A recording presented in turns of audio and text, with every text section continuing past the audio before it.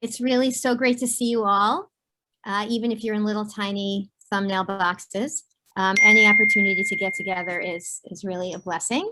And this is really a particularly special evening, one that I've been looking forward to, and I think that is really an important one for our shul.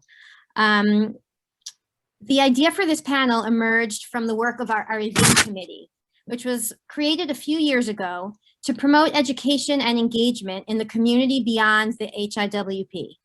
And this year, it has focused on issues surrounding race. A group of us have joined in a grappling with racism group, and we've read works of fiction and nonfiction to expose ourselves to the experiences of Black Americans. Tonight, we turn our focus closer to home, to the Orthodox Jewish community. As the events in this country have forced us to imagine what it must be like to be a Black person in the United States, tonight we are asking what it is like to be a Black person in the Orthodox world. We have invited two guests tonight to help us increase our awareness surrounding the experience of Jews of color, and to help us expand our mindset of who belongs in our community and to reimagine the tent. And so I'm so honored and grateful to introduce our two guests tonight, Ms. Chava Shervington and Rabbi Isaiah Rothstein. Ms. Shervington is an attorney and a current board member and past president of the Jewish Multiracial Network, an organization founded to provide a community and supportive network for multiracial Jewish families. She has become a recognized voice on issues of racial equality, of equity and inclusion in the Jewish community. She's a regular speaker and writer on issues of diversity in Judaism, and her work has appeared in the Chicago Tribune, JTA, and the Salon on the Jewish Channel. Rabbi Isaiah Rothstein is a Musmach from Yeshiva University and recently joined the Jewish Federation of North America's professional team as a rabbinic scholar and public affairs advisor. His past work includes rabbi in residence at Chazon and spiritual and experiential educator at Carmel Academy. He is a public speaker and an author known for his ideas about race and diversity within the Jewish community. He's also a musician and leader of the band Zaya. Thought I'd put a little plug in for your music. I have some prepared questions, which I will ask, and everybody is welcome and encouraged to put questions in the chat, which I will see, and I will try to direct them. I'll do my best to direct them to our panelists. And so without further ado, I again want to really thank our panelists and say once again how grateful we are for this opportunity to gain a better understanding of the experience of Black Orthodox Jews. And so let me start by asking you to each tell us a bit about how you came to do work around race in the community, more generally and specifically the Orthodox community. I guess I should call on Chava first. Sure. So for me, I think it was the experience of myself and my peers. I was looking at kind of like the folks in my generation and seeing how many folks were still here. How many folks were still members of the Orthodox community? How many people still strongly identify with Judaism as adults? And the numbers weren't great. And I felt compelled to change that, right? There's so much that we have around, each neshama is precious, and all the effort that we spend, to make Judaism something that our children love, that we love, that we're fully engaged in.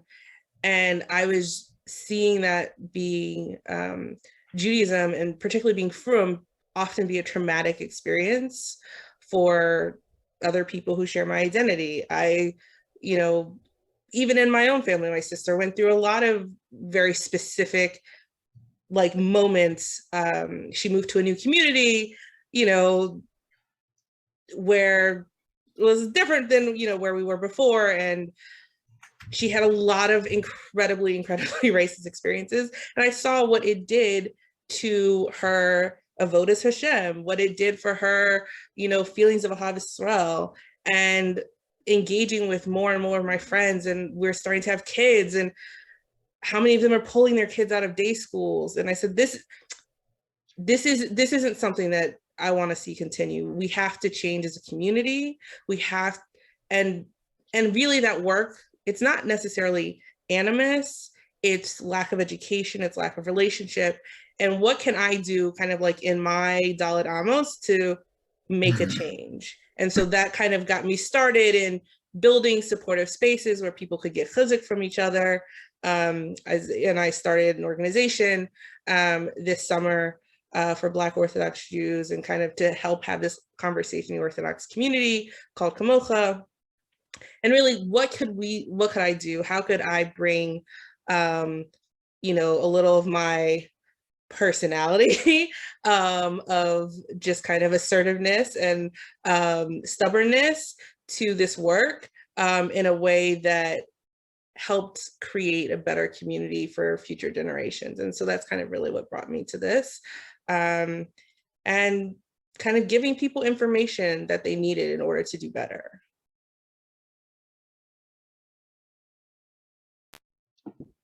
Thank you. Rabbi Zaya? Thank you, Adina. And it's really good to see new friends and some friends that I've met in previous years. It's good to be together. Just sending blessings and love to each of you. We know we're living in some pretty wild times, and our time together should be Ulei Nishmas, everyone who passed from Meron, the tragedy in Israel, but also an entire country, India, that is currently suffering in crazy ways with the pandemic. We should be blessed to be reminded with the ayin tova, with the good eye, that we're coming together. But also, there's just so much to do, and with our hour together, hopefully, it's just a beginning. And so, for me, my name's Isaiah, and I feel called to this work for sure because of my ancestors, like my many different ancestors. That I feel them with me, and I hear their voices. This idea of Masora and legacy and tradition, Lador Vador, you can say. But that's one thing. And then also my upbringing, like the rest of us, right? What calls any of us on a Sunday night to come together to discuss these important issues? I think all of us, our life experience. So I'm from Muncie, New York. I think because of the Chava I'm with, you've heard of Muncie, New York? Maybe just, yeah, okay. Some people are like, of course. People are like, Muncie, Indiana? They're like, yeah, so Muncie, you know, growing up in a mixed race family, you know, my family in general, we were kind of like a modern Orthodox Chabad vibe. But previous to that, that's where my family is today. Like my mom, you know, wears a sheitel, and my father has a kapata and gartel, and Davin's Hasidish vibe. And you know, but growing up, you know, as much as Muncie is a really diverse place, if you're Ashkenazi, if you're Orthodox, there's so many different kinds of experiences of I don't know if you've been to Muncie, you can see just like from one street to another street, from one kind of hat to another hat, from how you pronounce one form of Yiddish to another. Like it's really kind of, it's pretty exceptional. But when it comes to it being mixed race, my family, I'm the youngest of 3 boys. There were probably 2 other families, interracial families. If you can't tell, you know, I've light skin. I'm a Black man with white skin. And in that experience, you know, I can only speak to my experience. Obviously, my siblings or other folks, and even, you know, working with Chava, I'll pause here, but things that you said that also really called me to this work. You said, this idea of staying engaged in the Orthodox community is an act of love. I think any of us who've ever felt pushed out or marginalized or feeling like you can't bring your whole self. I grew up in Muncie. Me and my friends, we hung out at the 7-Elevens, the mobile gas stations, in the woods. There were shuls on every corner. We did not go to those places. We didn't. We were Muncie rebels, okay? And this is putting race to the side. So many of us, when we stay engaged in the Orthodox community, while also recognizing, I think that's this idea of Torah Umada, even, is recognize the ayin tova and the things that holding both. This idea of maybe modern Orthodoxy, even staying engaged is an act of love. I think, you know, I could speak that there are people very near and dear to me who would never step foot in a shul. unfortunately. And I can speak to family members and loved ones who are near and dear to me that if you ask them to speak about their experience, they wouldn't. They wouldn't. And so that idea is like, what do we lose when our spaces are not conducive to holding a diverse experience? And I'm sure you could think of other forms of diversity, political diversity, you know, religious diversity, what you believe in, who you love, right? So this, what I feel called to this work. And Chava, I love what you said about like, what could I do and how can I bring my personality to it? Because that's the idea, right? I should be a whole person as I do this work. And that's really hard. That's really hard. But to bring my whole self to this work, and I love what you said about being assertive and stubborn, because I've been working with Chava for over a decade in different ways. And since co-founding Kamocha, you know, it's incredible. It's incredible to journey together. And you've been such an incredible chavrusa to me in so many ways in building this work. So I'm glad we could be together tonight, as we are many days of the week, you know, in terms of our work. Thank you for giving us, I don't know, just also a taste of both of your personalities, which I think if you weren't full of love and assertiveness, you know, that's you need that to stay engaged and do the work you do. If we could get, you know, I think that we're here because we want to have a sense of what are some of the things that you face. How has being a Jew of color impacted some experiences, particularly in the Orthodox world, in different areas of Jewish life, different Jewish institutions? How does that play out? You mentioned your sister for a second there, Chava, but like, if you could give us some examples, and maybe I'll just also throw out, if you could give us some great positive experiences also that might, you know, give us something to strive for and also see the good. Isaiah, why don't you start with this? Yes, you know, when I think about just the different experiences that I've personally had growing up, or the experiences of my family, you know, I'll start with first the term JOC, Jew of color. You know, my parents have been married for 40 years. I'm 32 years old. We didn't use that term. There's articles, so you know, you could Google how the term came into being, but the idea of categorization based on race, we know is an old game.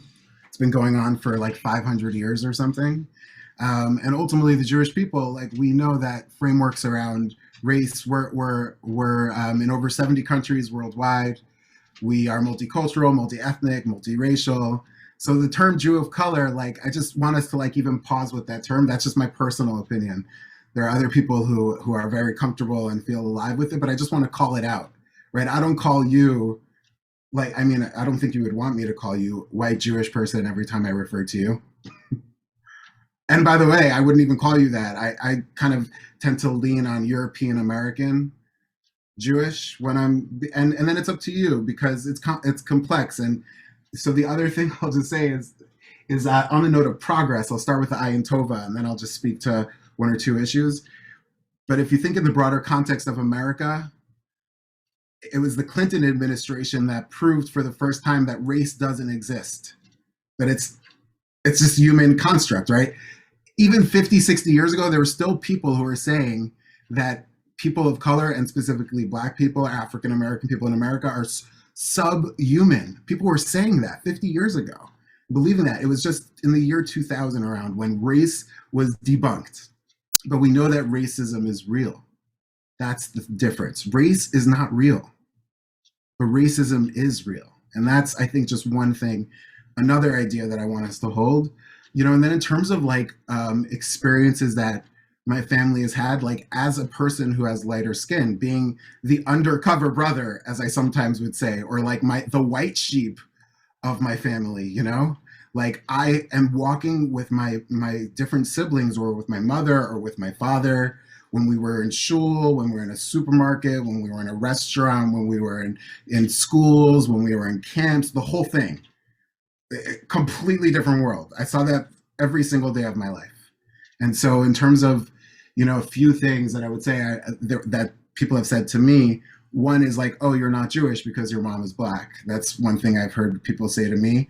Another thing people would say to me is, oh, so you were adopted because how could you be related to those people? Or your mom is from Ethiopia. She must be from Ethiopia, right? Those are, or people using the word Schwarza, which is derogatory for the N-word, and say, oh, I'm not talking about you or your family. I'm talking about them, things like that. I mean, listen, there's so many things. Unfortunately, there are so many stories. It's your lifetime, right? So each of you in your own way also have things that you've been experiencing your whole life. So when it's racially charged, that's something that's true. But on the positive note, what I think is most like alive right now for me is that what the Jewish tradition and the Jewish people have had for thousands of years has never been more important for the sake of this country, and for the sake of the 21st century. And it's up to us, each of us, from where we're seated, right? A conversation around race is really broader than that. It's like, why would a rabbi use the word Schwarza? How is that a symptom of something? How do we think about our communities as a whole, and how each of us play a role in the healing process? So I'll pause there. Thank you for sharing that, Chava. So I will say that, like with all things, right, there's good and there's bad, like you mentioned, or there's good and there's challenging, there's good and there's difficult. I think for me, there is the constant way in which I have to maintain a level of cautiousness when I engage with the community, and like both for myself. I have a pretty thick skin, but I have small children. So whenever I step into a new environment, there's always a level of bracing yourself for the comment around, why is the goy here? This, that, or the other thing. When you go to a playground that's full of Jewish kids on Shabbat, nobody wants to play with your child until they hear you screaming her like name, over and over. So they hear the name. Oh, like, what's her name again? Oh, are you Jewish? Yes. Like, I don't just like dress like this. And then they'll start to engage. It's going to a restaurant and having people stand and stare at you over your meal. It's being kind of physically blocked from entering smachot for your friends, and people kind of challenging you, like, why are you here? Like why do you belong here? Why are you here? From stores that don't want to buzz you in certain neighborhoods. My husband, who is also Black, places will, either not count him as a minion sometimes because they just make a lot of assumptions, or he's had situations where people will say blatantly just kind of like racist things, won't let him sit at the seat, etc. Not wanting to be in places at certain moments where there's a lot of racial tension, because you don't know how that is going to kind of fall back on you. Being incredibly, incredibly cautious around where I put my kids, because I very, very specifically curate their life experience.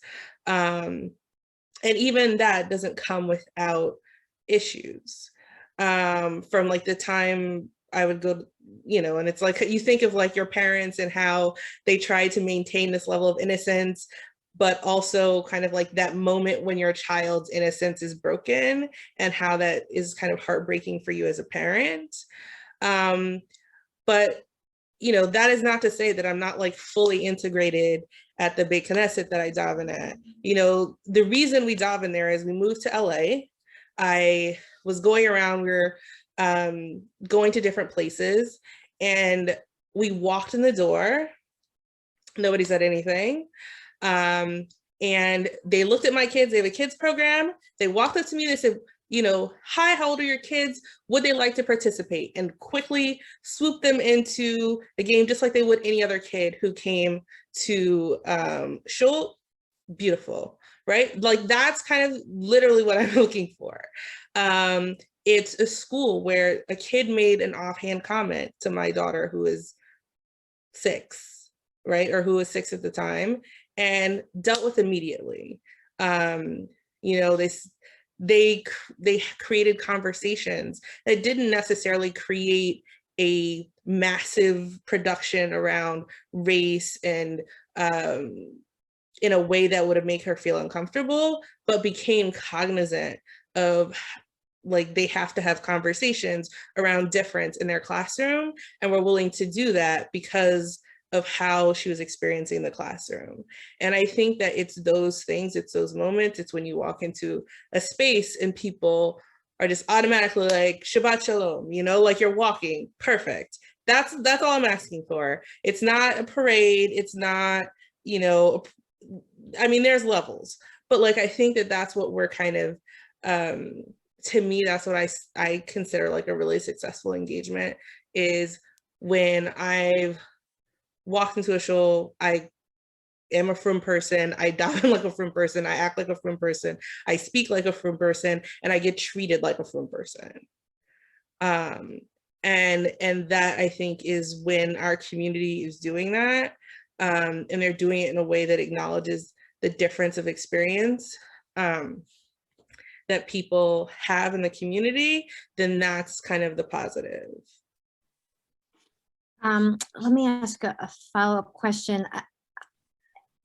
I don't know if you have experience with this because you are in the Orthodox community, but I'm wondering if I don't have a sense of, is this, you know, that being a frum person and you want to be treated as a frum person, is this, and what you said at the beginning, what brought you to this work, Chava, really struck me when you said that you looked around and you saw that there weren't people staying frum, and how that was so painful and something that you wanted to solve for, to help prevent. Can you say something about other, like, is the Orthodox world worse than other Jews or other, I mean, I don't want to put down, this isn't about pointing fingers, but I am interested in understanding the Orthodox world and seeing where, are there ways in which sort of the expectations of Orthodoxy are more, I don't know, they just put up more walls, more expectations. Yeah. So I think that some of the same challenge, so the Jewish Multiracial Network is a pluralistic organization. So I do a lot of work around race and racial equity in like non-Orthodox Jewish spaces as well.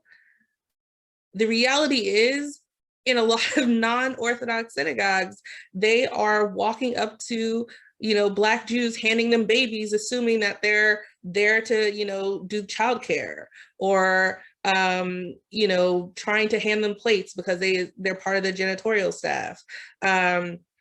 Like, these issues do exist in other communities. I think that a difference around the conversation around these instances is one, I think that non-Orthodox communities are more comfortable with conversations around race. They have more interactions and relationships with people of color.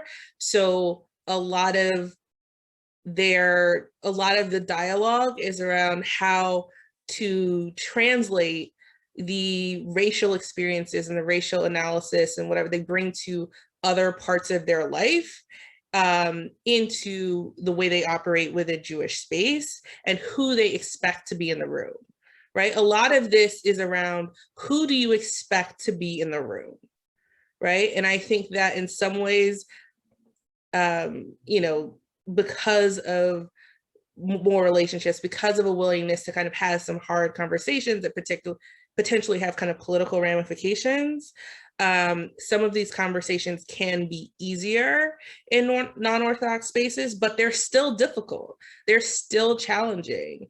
I think that like a value in the Orthodox community to a certain extent is conformity around certain norms, practices, who we understand ourselves to be, there's kind of like a default that's even more narrow, right, than exists in the non-Orthodox world, right? It's like a specific type of like Ashkenazi,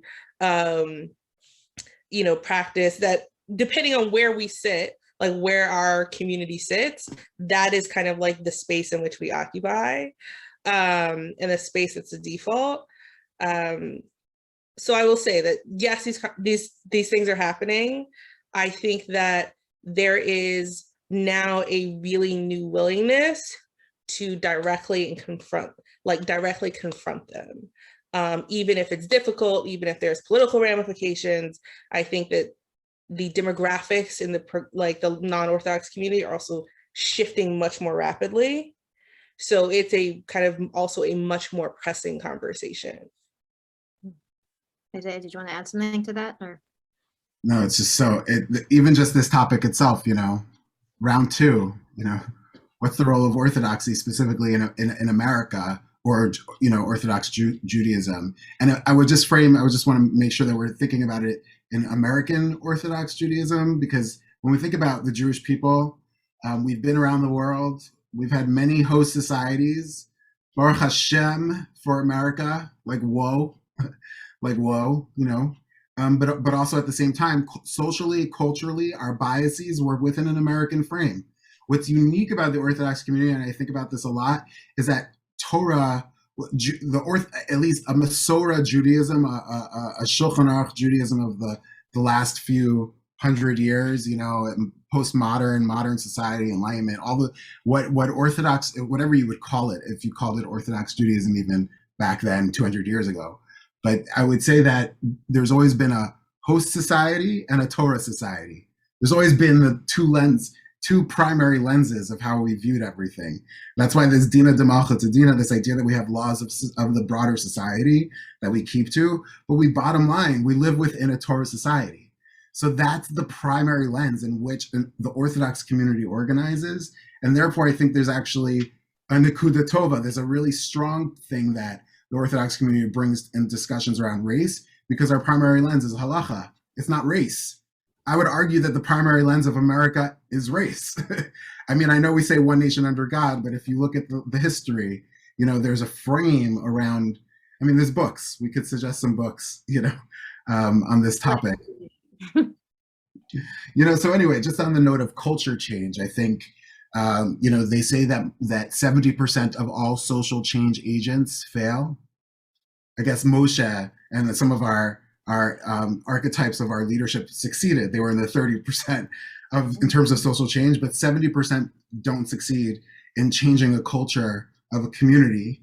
And often it's because the leadership are not aligned with the change makers, and it kind of softens and it gets all confuzzled. And so I think on the note again of the Orthodox community, there are deep challenges there around how community politics run, how we move things, who has what say. There's a lot of questions around equity within, I think we're speaking within modern Orthodoxy as we have this. There are conversations broader than race that that we're continuing to bubble up over the last 20 years or so. Different kinds of conversations that you would argue before, but definitely like these arcs. And so I would just say, like, to Chava's point, like there's both holding the social structural things that are at play, but then also I think there's opportunities that we have. Yeah, I think that's interesting to the point that you just made about Orthodoxy being about halacha. There's a lot of promise there. There's a lot of potential and strength that can come to that is totally separate from race, and that's inspiring to me. I wanted to ask you a question about the intersection of your different identities, right? Intersectionality and the intersection of our identities is something that we've been increasingly aware of. And I'm wondering if your identities are ever in tension with each other.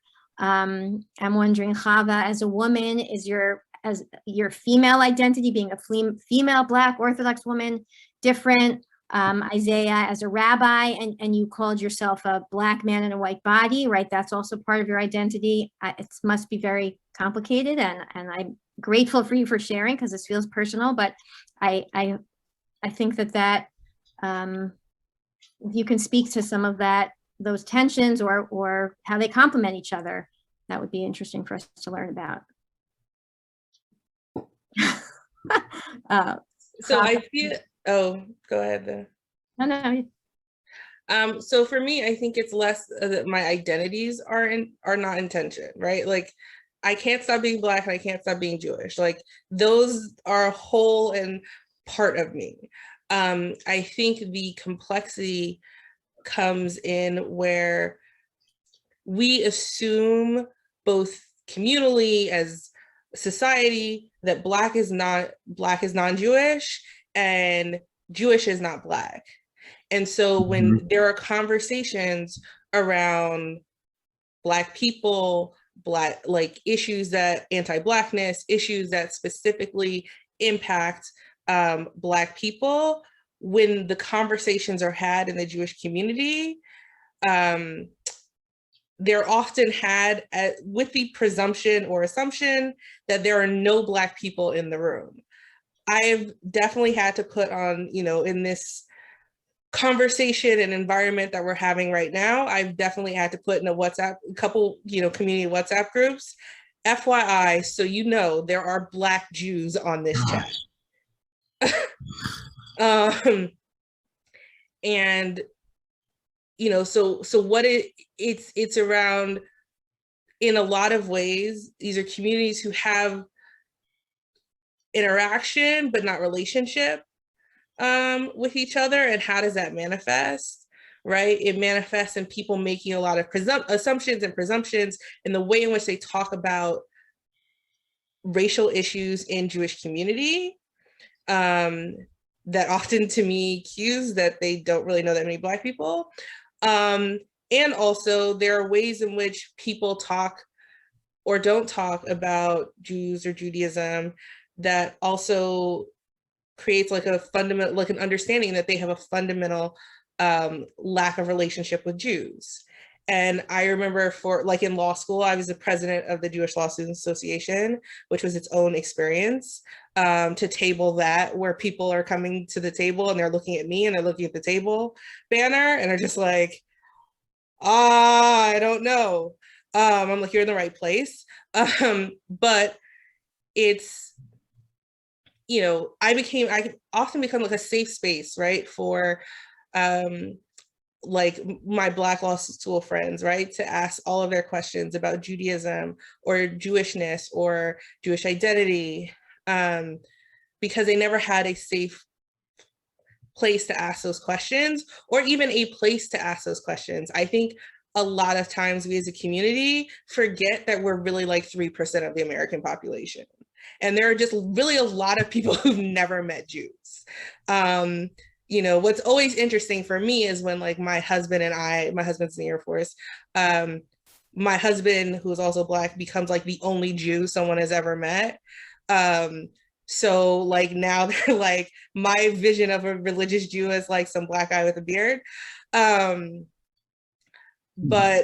and I think that that's like kind of where the tensions rise.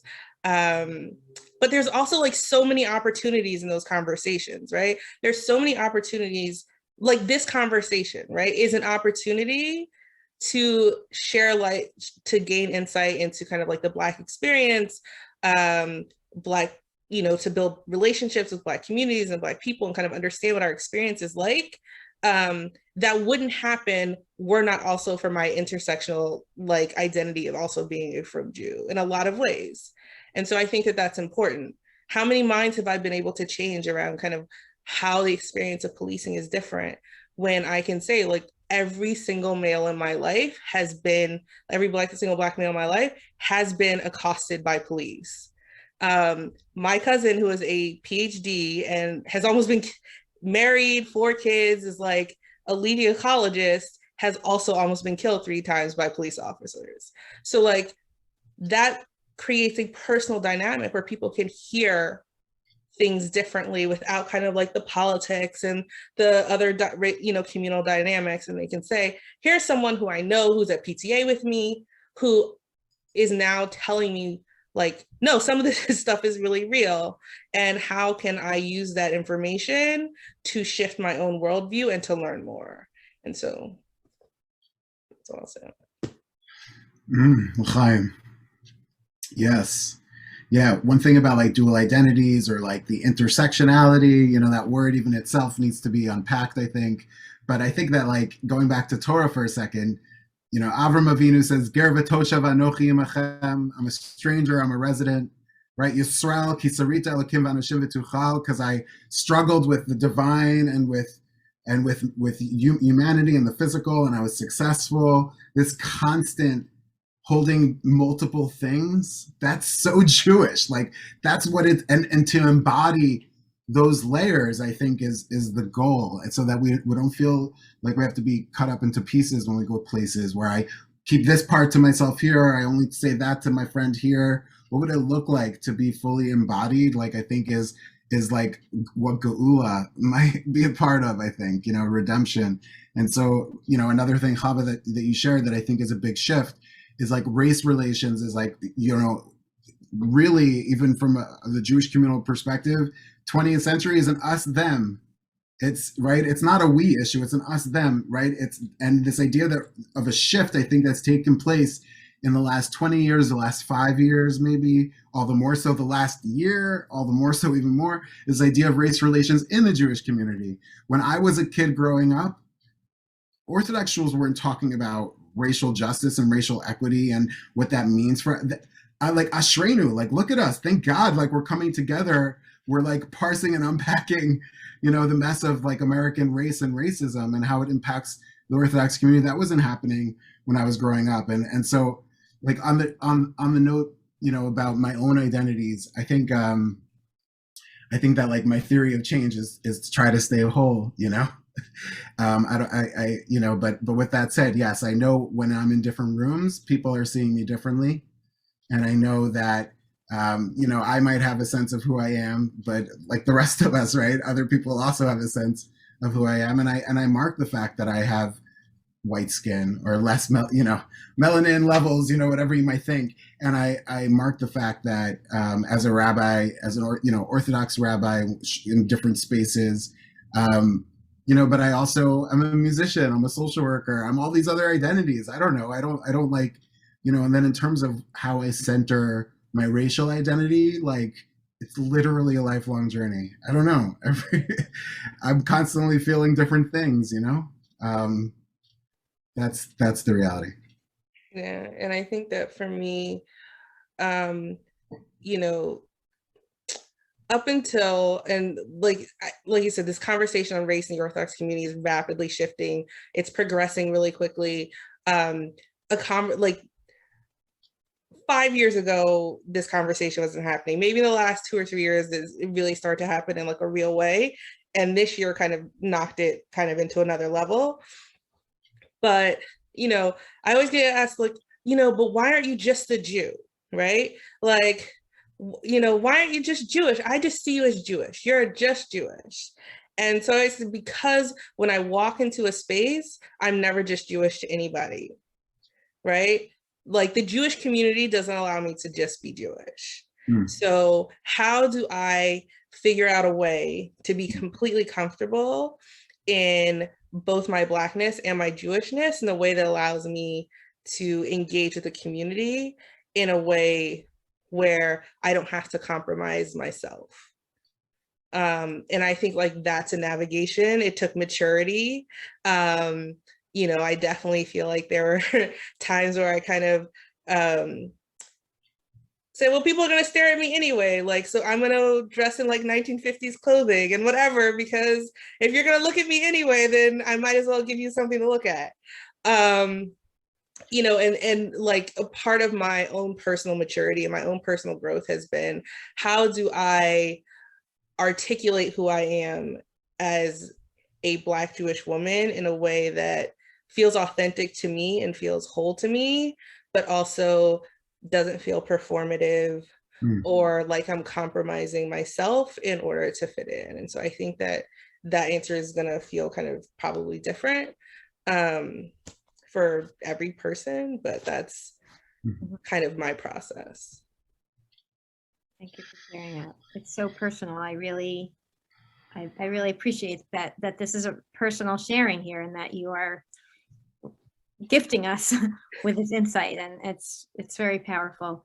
And that's almost the answer to my next question, but I'm sure you have more to say about what are some of the opportunities that we're missing by not doing a better job of welcoming. I don't want, by not having a bigger tent, missing out on what are we missing out on?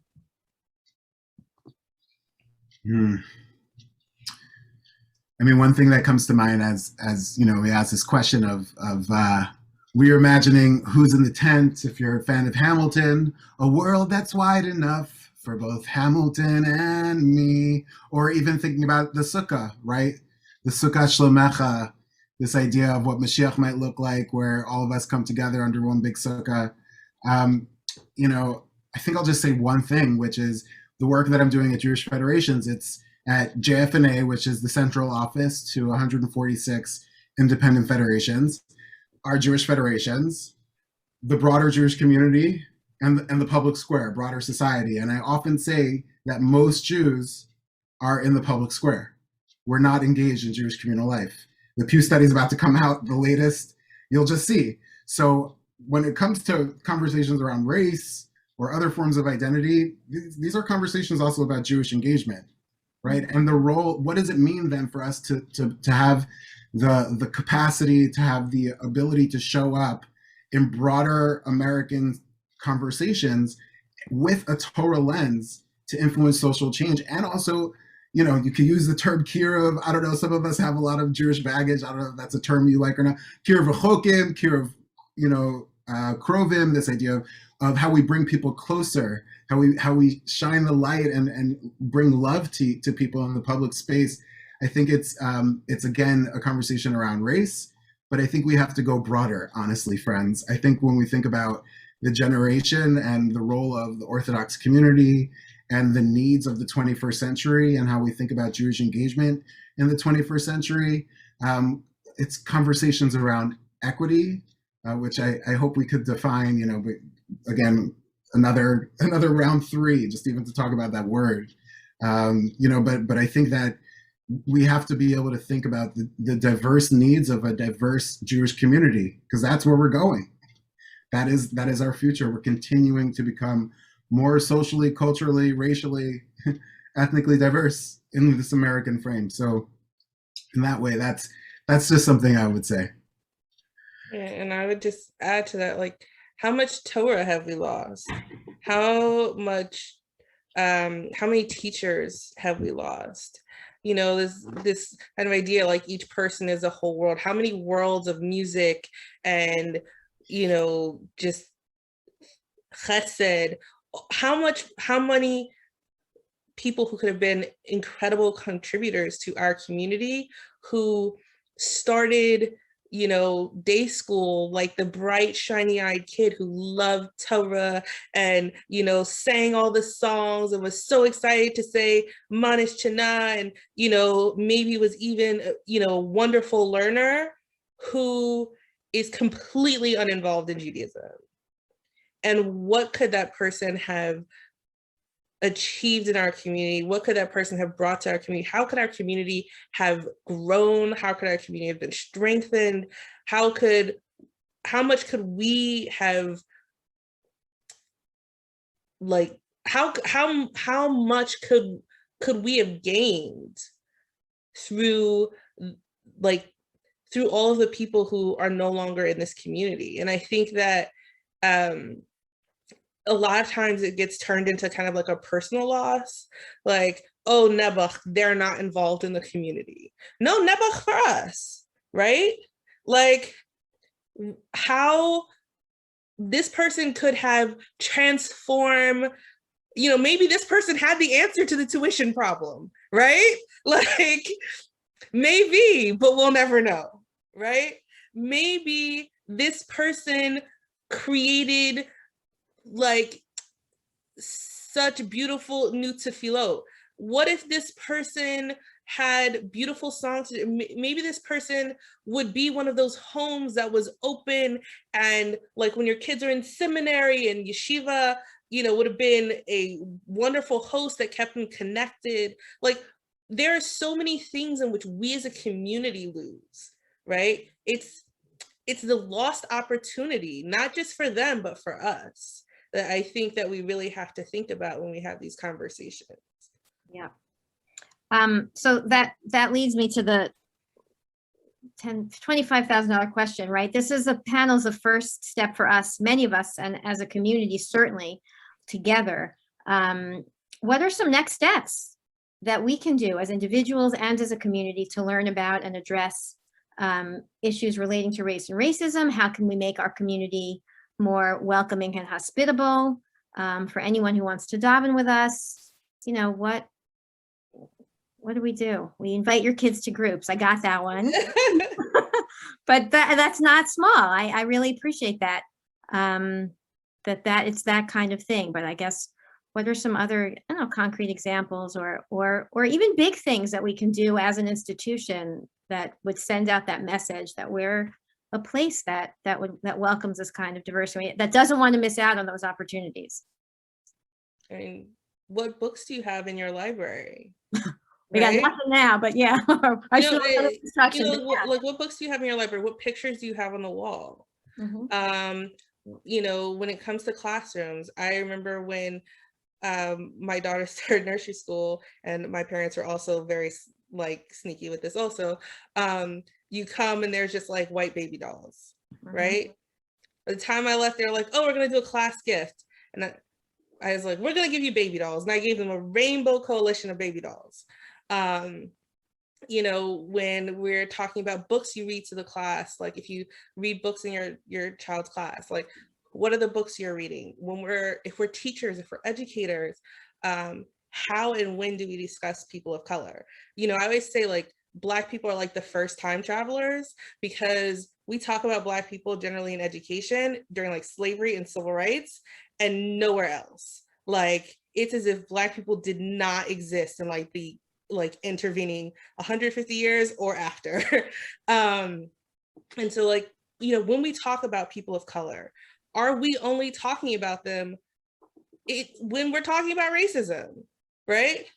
What do people of color have to contribute to this country and to our lives other than being victims of racism? Like that's a conversation that we need to start having. Like, you know, talking about different doctors, lawyers, inventors, you know, those things kind of create more full expressions of people of color. Being able to acknowledge difference. I think a lot of us are really afraid of being called racist. So we just don't say anything and we avoid it for as long as possible. And really that creates an impression in kids that difference is bad. When we avoid things, like when we're thinking about like things that we avoid with our kids, they're often scary, they're often bad, they're violent. So we might be sending messages just by the avoidance of the conversation. You know, I tell people like, don't pretend to your kids that I don't look different, because you look crazy and now they don't understand the world, right? You know, and I tell this story all the time. I had a friend who was setting someone up for a meal at my house, and this woman is looking at me all over for shul, you know, like, and I'm just like, I can't believe this person just, like, I'm wandering over shul, wandering. And finally someone brings me this girl and they're like, I think she's supposed to be your guest. And I was like, where have you been for like the last 30, 45 minutes? Like, what is going on? And I was like, and she was like, I'm sorry, I didn't know who you were. And I was like, they didn't tell you to look for the Black girl? And they were so afraid of being offensive, they just refused to tell this woman that I was Black. So she's going around a shul looking for somebody who's 5'2" with dark hair. Like, we would have been there all night. You know what I mean? And so I think that that's something that we have to also get over as a community. Like, you're gonna mess it up. people, and I know there's a whole conversation around intent, impact, but also like people understand when you're trying to do the right thing. So be willing to kind of navigate in the water, be willing to say something, right? A lot of it is, don't rely on the Black person to say that's racist, right? Because then they feel like they have no allies, right? If I'm the person in the WhatsApp chat, it has to be like, this conversation is racist. I just want to let you know I'm here. So that we can all get kind of like our, politeness blinders back on. Then I'm in the role of like the constant agitator. And also I don't feel like I have support. But if you see somebody making a comment, it's difficult, it's uncomfortable, and it's awkward. Just like it's awkward for you, it's really awkward for me, right? Because then I'm now like that Black woman, right? Who's always got a complaint, who's always, making it a race thing, So I think that like, I understand it's awkward. I understand that it's weird, but like the MTA was good when it said, if you see something, say something, and I think that that's just like a really important thing. If you see some materials in your child's classroom that are racially insensitive, right? There was no Black people anywhere in any of the materials that my daughter got, except the sitter that she came home with when the pandemic happened. I look, the bracha around like Evan has a Black person with chains around their neck. And of course, I have to be like the person. I don't know if you've noticed that you sit home, but this is wildly inappropriate. And so what was the response? The school was like, oh my gosh, that's horrifying. I didn't actually look at this. Thank you for bringing it to my attention. And then 5 other parents private messaged me and said, oh my gosh, I'm so glad you said something. I saw that and I thought that was really inappropriate, but I didn't notice, but I wasn't sure if I should say something. So like, don't continually put people in the position of having to be the agitator. So I would say educate yourself, stand up, speak out, and create some intentional acts of diversifying your own life. Whether it's through the materials you read, the books or images in your home, and also the way in which you talk about race and racism. Talk about racism, not just race. That's also important. That's my quick and dirty list. Yeah. No, that was a lot of, there was a lot there, which yeah. Whoa, a lot of deep Torah there. Yeah, I don't want to add too much other than just to say, for sure, this work is on a generational timeline. Unfortunately, it is work that we will be doing, and in many ways, the progress that we've made, but the work that still needs to be done will outlive us. And I think acknowledging mistakes and how we set up thinking about this work, the success for an organization, some of the success that I think for an organization is that they're still having these conversations in a year from now, in 2 years from now, in 5 years from now. Again, all of the things that Chava shared. The other thing I would just say as individuals, Chazal say, the rabbis say, Talmud Gadol Shemevi L'Dei Maisa. Why? Definitely action, Hamaisa Hu Ikar, taking action is important, but the rabbis also say that study is essential, and it's so important because it leads us to how we create informed decisions. So there definitely there was a book bundle. If you were to sign up for 5 books for the year, one of them I would say on the self, I would say Rabbi Dr. Mickey Rosen, The Quest for Authenticity. It's about Hasidus. But really the Jewish lens to the self and how you be authentic with who you are. That's one book. I would say The Price of Whiteness, which is about Jews, race, and American identity, and really thinking about this conversation that we're having, but around how it's been over the historic arc of American history and what role race has played in the Jewish communities. I would say Caste is another great book, which really compares different caste systems, essentially focusing on India, Nazi Germany, and the Jim Crow. there's just incredible learning there. I would, like those are just 3 or 4. But what would you say if you were like, for the year, I'll focus on 5 books. Those are just like a few that, and I could think of others that I think are deeply related to our identities. Yeah, I personally love The Color of Law because I think a lot of no relation, by the way, Richard Rothstein, right? Yeah.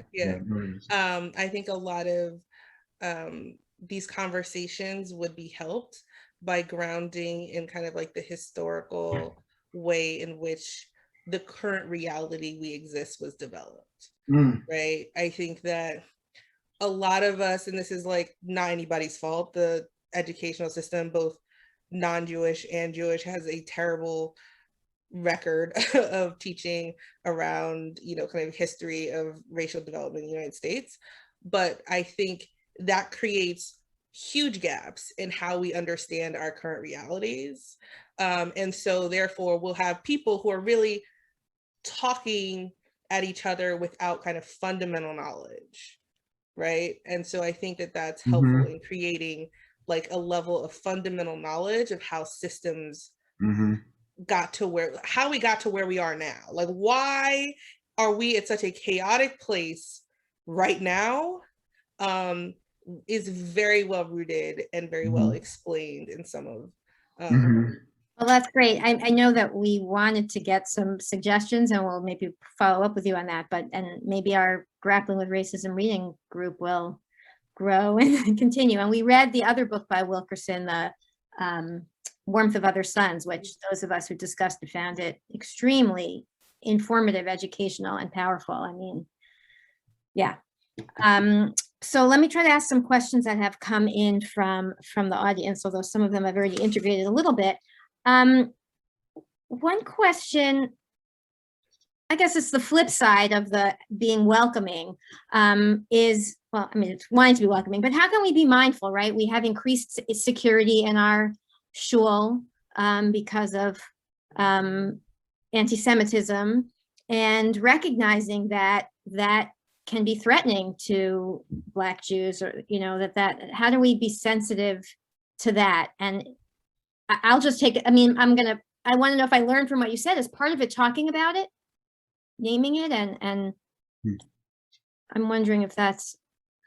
Yeah, another great book is Biased, Biased by Jennifer L. Eberhardt, and I was just saying that, like, and, Chava, I'm excited to hear what your answer will be to this, but for me, just one word on it is if we continue in our synagogue spaces, there's no question that safety and security is important for all of us. We all want to feel safe, and there's no question that unfortunately we're living at a time where we're seeing unprecedented amounts of attacks and anti-Semitism in America. So that's all real. But with that, understanding our social and cultural biases to assume that this person's Jewish or not Jewish, and how we talk to our security teams about the conversations of why would we discriminate against this person or that person when really, again, the Jewish people, security folks who were training to be a part of our community, by the way, the Jewish people are multiracial, multicultural, multi-ethnic. And so when you are considering what threats might look like, we need to make sure we're training people with a lens of understanding what racial bias means, including in ourselves and our own leadership.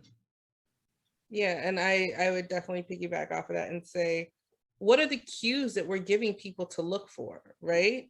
I think that a lot of times, and maybe this is just because my husband's also in the military and follows the military, that we engage in like security theater, which like makes us all like feel more safe, but in fact does not actually create more safety, right?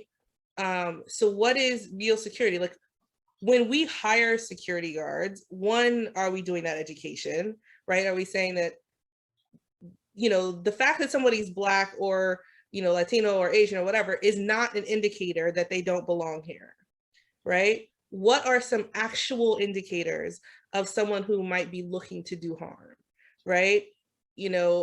I remember here in LA, like, I got stopped with a stroller by a security guard with like a picture of the Rebbe on it. And, I had to talk my way into a shul of a friend of mine. Yet there was a white guy who had been kind of like casing different shuls in the neighborhood, never got stopped. Like all of a sudden a police alert went out, and it was a white guy with red hair that I'd seen in like 4 different shuls.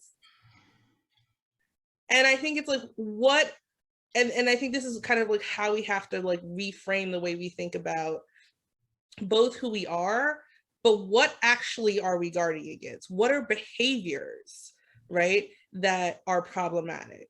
What are signs that people like are up, you know, like are doing harm? It's not who they are, right? It's kind of how they behave.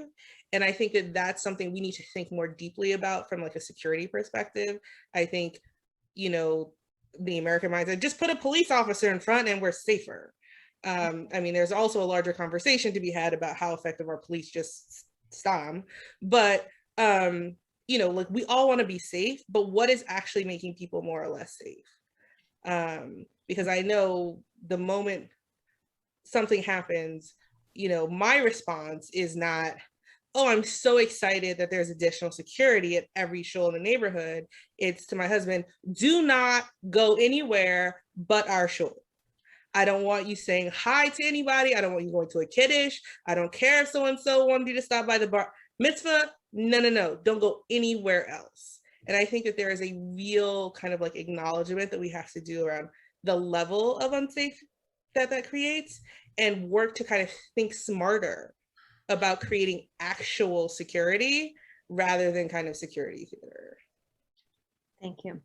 Another question is about, it's kind of going from the micro of the shul to a little bit bigger, like what are the demographics, or do you know about Black Jews or Jews of color in the United States? And I'm adding this also because I know you guys have started these organizations, like what role have these, tell us a little bit about them because they sound super important, and what role do they play? Do you try to help integrate people? You provide support, but is part of that about helping people find a place in, I don't know, did you kiruv within the, for people who are open to it, helping them find a place where they're comfortable and enter the Jewish community? So I will say that part of it is, it depends, like kind of what you're using, who you're counting. But I think, I don't know if there's been a specific study around the demographics of the Orthodox community specifically, but of the larger Jewish community, there's numbers around like 12 to 15% of Jews of color, I think is kind of like where numbers are kind of seem to be settling, which are both shifts and not shifts. I mean, I remember when the 2011 population study came out in New York, and it said 12% of Jewish households in the New York City metro area were multiracial. Everybody went, wait, what? And that was 10 years ago. So I think that that's kind of like a reality. So I would say around 12 to 15%. The role of JMN has been, that's the Jewish Multiracial Network, it's existed since 1997, and it was founded by folks who were predominantly maybe like white Jewish adoptive parents of children of color or interracial, and found that like their kids were not having the wonderful like immersive experience in Jewish community that they had and assumed that their children would have. And so what could they create so that their children had spaces where they felt that they were completely validated, you know, in their entire Jewish experience as a person of color and as a Jew? And then also, what education could we be doing to the larger community in order to shift the experience, right? It's one thing to create safe spaces and places where people can have Hanukkah parties or just like daven, or retreats or Shabbatons where they don't get questions and they aren't kind of constantly fighting with someone around, yes, I belong here, no, yes, I can say Mazel Tov, you know, all of those things, just kind of like a place where they don't have to deal with that. But also, how do we make the larger community that place also? How do we shift the larger community till like those spaces that we create for ourselves are more replicated throughout the ecosystem? And I don't know, Isaiah, if you want to speak directly to Chamocha or you want me, I feel like I've been talking a lot, so. Please, yeah, no, how about say a word on Chamocha? I'll do the same. Sure. So Chamocha, I think, really came out of this specific moment that we've had in the last year. A lot of us have been talking about creating something like this for a long time. Black Orthodox Jews have often created like informal networks of support. We go to each other's smachot. We give people guidance on like this yeshiva, not that yeshiva, this shul, not that shul, this rabbi versus this rabbi, so that people kind of have advice, guidance, support that will keep them engaged in the community. But also, I think that the conversation around race that's happened in our community created a real point of isolation for a lot of folks. And so we said, I think the time is now. One, people are feeling more isolated than ever, even the folks who, who stuck it out, who, let the comments roll off their back and all of that stuff. Even, like us, those people have been, kind of feeling it in this moment. And also there was this incredible rise in Orthodox communities who wanted to have this conversation and who wanted to figure out like, what can we as a community be doing more, better, etc. And so we felt that it was really important for those of us who are in Orthodox spaces, because this conversation does happen differently, because the politics of our community are different, because the leadership of our community functions, like there's no diversity committee generally at like most Orthodox shuls, So what does it look like to have this conversation where the politics are completely different, but like also the tools are there? Like, as Isaiah said, halacha provides us with the tools in which to have this conversation and to do this work in a way that I feel like other Jewish communities don't have as readily available. And so how can we harness the tools of our community to have this conversation in a way that can really move it forward in a space and time where people are seeing the importance of it? I love that. Yeah, one thing I'll say is, if you don't have to look too far. The fourth book of the Torah, Chumash HaPekudim, the book of Numbers. What happens when you try to count to anyone? You try to count Jews. It's a whole book of just fragmentation, of seeing just this person counts that way, this person counts that way. What role I have, what role I don't have. So just on the note of counting, and I'll also say that like even if there's one person who feels excluded from our communities, Dayenu, right? So, but on the note of data, the Pew study is coming out, the latest Pew study is coming out this year, which is also speaking to racial and ethnic diversity in the Jewish community. And there's a long road going back about 25 years around capturing data around racial and ethnic diversity in the Jewish people. But keep in mind that 30 years ago, 40 years ago, we weren't measuring really for that. The statisticians, the demographers, racial and ethnic diversity of American Jewry wasn't really being measured until about 25 years ago. And so there's different studies along the way. The most reputable that will be coming out in the next few months, I think, is the Pew study that's also capturing that. And, so on the note of just like data, it's always, it's a mess, a little bit, because everybody measures differently and what indicators and all the different things. But I will say that in America, they say the year 2044 is going to be the first time in American history where America's population will become a majority non-white society. So that continuing increase and shift is by default only telling us that also the Jewish community, regardless of denomination, is also going to be becoming more racially and ethnically diverse. And really the way, again, the term Jew of color, we'll see where that term goes, 10 years from now, 20 years from now, we'll see. But like really the way we come into being as Jewish people of color is, one is through love, right? I mean, it's pretty, just to say it clear. So that's either through marriage or through adoption. 2 is immigration. Again, we're from all over the world, right? Or 3 is joining the tribe, right? Those are kind of, so when thinking about these trends and where we're going, the more, as they say, it's only continuing. And so that's why it's upon us, right? To continue to educate ourselves, to think about our own voice, our own identities, right? Because this is about all of us. And then kamocha, like to Chava's point, like this has been a lifetime in the making, right? The way we've been coming together before this, Chava also mentioned JMN. I think I met Chava through JMN, but even still, like, an Orthodox frame for community is just different, bottom line. And the way we would gather, in different ways is just chevra. We would Shabbos tables, Shabbatons, a few families here, a few families, like that's, and so kamocha is just something that I think was already coming into life for a long while. But just on the note of the word, as you already know, v'ahavta l'recha kamocha, you should love your neighbor like yourself, right?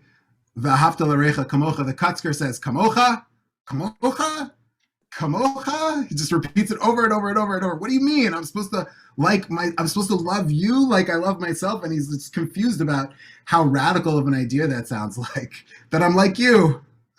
I want what you want, right? Like Chava was sharing that before. I just want to go to shul, like the experience. James Baldwin says this, I want what you want.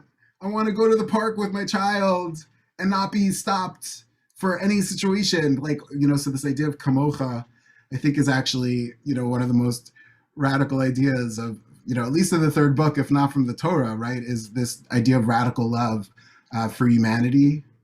So that idea is, our organization, our community, first and foremost, we're a community for Black Orthodox Jews and other Jews of color. I mean, there's different concentric circles, and to also serve the broader Orthodox community. Like our conversation today, everything that we're discussing, Kamocha is the first organization in Jewish history, I think, other than like the Mishkan, the Oel Moed was like the last like awesome multiracial, the tabernacle in the desert, that was like a really multiracial, multi-tribe.